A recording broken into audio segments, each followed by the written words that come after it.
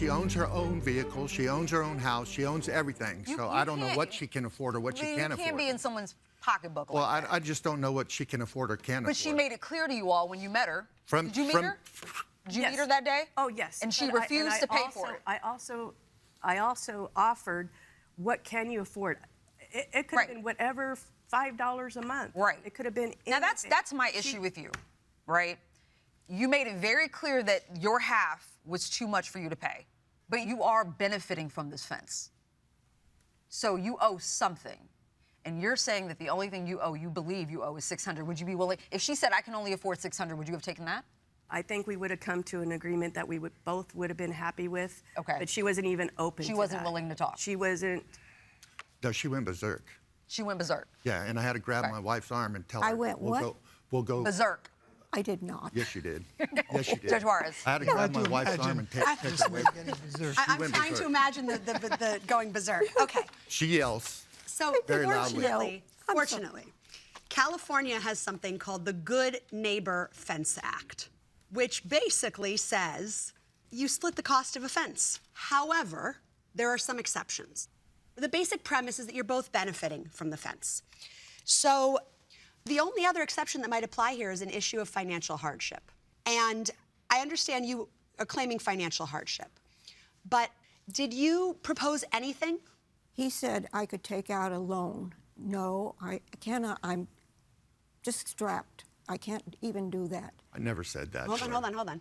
What about like $50 a month? That's too much. I can't even. Right now,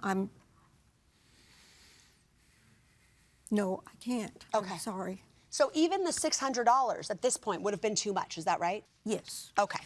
Did you, other than calling these two places, did you talk to anybody, your gardener, anybody who had helped you? The gardeners, I asked them if they could put in the... If they could do the fence instead of the quote that you were given by the man? Yeah. Okay, and what did they say? They said, okay, but they never gave me one. Why do you think it was so difficult to get a quote? I don't know. I just have no idea on that. Yeah.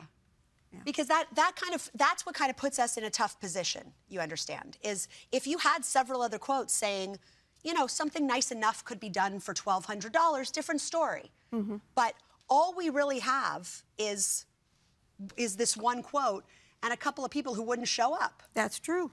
At that time, people were not really willing to work. And so maybe that's the problem, why they weren't willing to give me a quote. It was a time frame after COVID and everything. We couldn't find anybody to work.